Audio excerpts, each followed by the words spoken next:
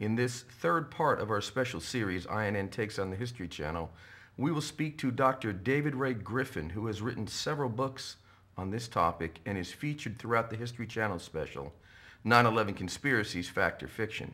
A little later on, we will also speak to physicist Crockett Graby, who has published an article in the August edition of the Journal of 9/11 Studies. But first, welcome to INN, Dr. Griffin. Thank you, Lenny. Glad to be with you. Dr. Griffin, what is your overall impression of the History Channel's piece? Well, it was completely irresponsible. It was just a propaganda piece. It was not objective journalism. It didn't even come close. What do you think they did that was really so terrible? Well, the main thing was the overall shape of the show was to contrast experts and conspiracy theorists. So those were two exclusive categories. So they would quote members of the 9/11 Truth Movement. They would identify us as conspiracy theorists. And then they would quote other people who, by definition, were experts, because the definition they were working with was anyone who accepts the official theory is an expert. Anyone who rejects it, no matter what their credentials, is a mere conspiracy theorist and not an expert. Were there certain facts that you saw in watching the film that were just plain wrong that they tried to use in their fact graphic that they kept putting up on the screen? There were a lot of those, but let me elaborate a little more on my point about their way of setting things up. Let me give a couple examples. One was they made sure that they pointed out that Jim Meigs and Davin Coburn were co-authors of a book that Popular Mechanics had put out called Debunking 9/11 Myths. Normally, when you interview a guest, if the guest has written a book that's relevant to the topic, that book will be mentioned. Well, I happen to have written a book called Debunking 9/11 Debunking, an answer to Popular Mechanics and other defenders of the official conspiracy theory. One might have thought it would be relevant to inform the audience that I had written such a book. Furthermore, they quoted a lot, particularly at the end, the 9/11 Commission report as authoritative, and they would show that we were wrong by the fact that the 9/11 Commission report said something different. They failed to mention that I've written a whole book-long critique called 9/11, the 9/11 Commission report, Omissions and Distortions. They, in fact, referred to, when they referred to books, they said the 9/11 movement has a bunch of authors who have written self-published books.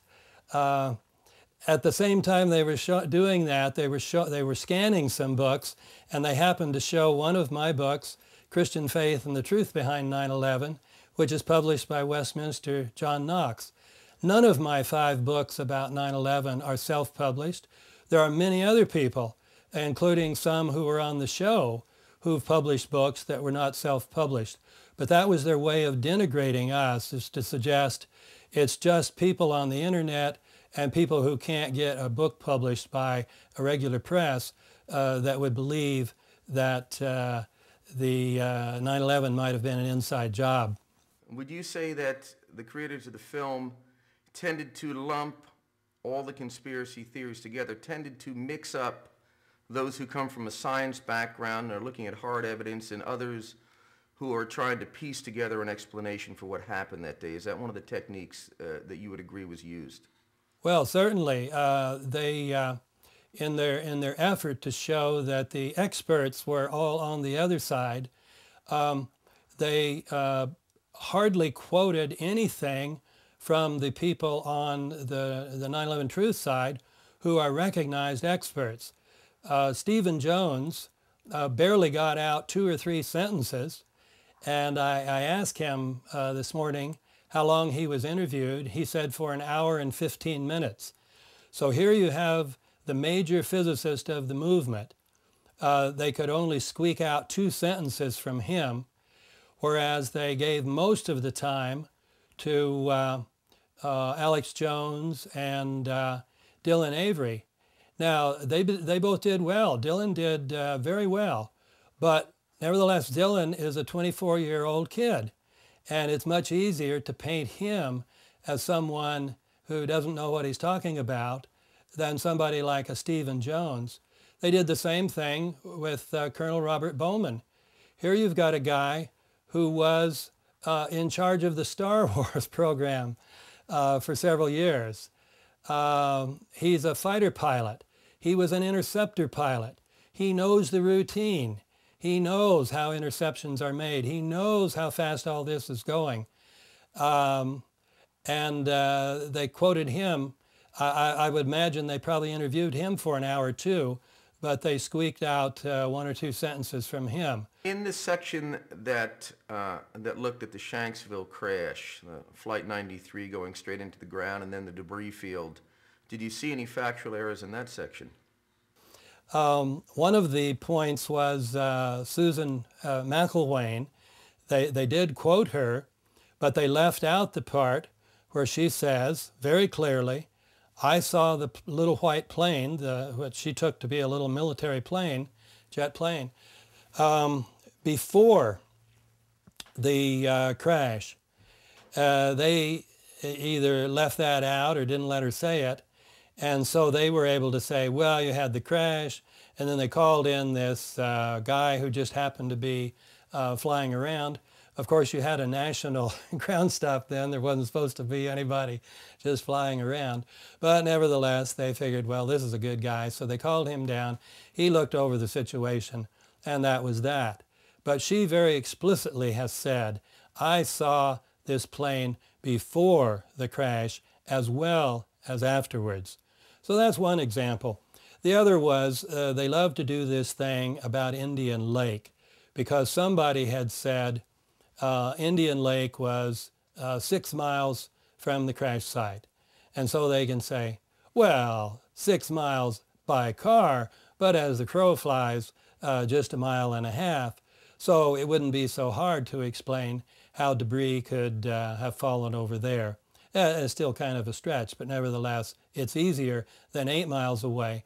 They ignore the fact that many people at the time, newspaper reports at the time, talked about an 8-mile debris field, and that some of this debris was found in New Baltimore, which was over the mountain ridge, 8 miles away. They just ignore all that and pretend the only debris was found at Indian Lake, a mere 1.5 miles away. What else would you like to add in your critique of the History Channel's work before we have to go?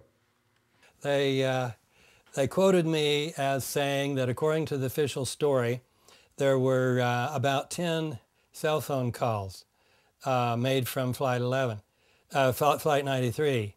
Well, that's the story we've been told from the very beginning. Now, at the Moussaoui trial, the FBI finally made public their report, which said no. There were only 2 cell phone calls from all 4 flights put together, and both of them were from Flight 93, and both of them occurred at 9:58 when the plane was only at 5,000 feet. So in the same program where you got Davin Coburn on there defending high altitude cell phone calls saying, oh, those phones, they could, 50,000 feet, no problem. You've got them reporting, I mean, this was the incoherence of the show, reporting that according to the FBI, there were only 2 cell phone calls, and those were both at 5,000 feet. So the FBI has withdrawn the claim. This is what people haven't realized. They've withdrawn the claim that there were any high altitude cell phone calls. And then think what this does to poor Dina Burnett. She has gone on national television. She has written articles. She has written a book in which she said, I know that my husband Tom was using his cell phone because of the caller ID. I recognized his caller ID. So she received a call, or 4 calls actually, in which she said they were definitely cell phone calls. On the show, History Channel, They just said matter-of-factly, Tom Burnett called on an airphone.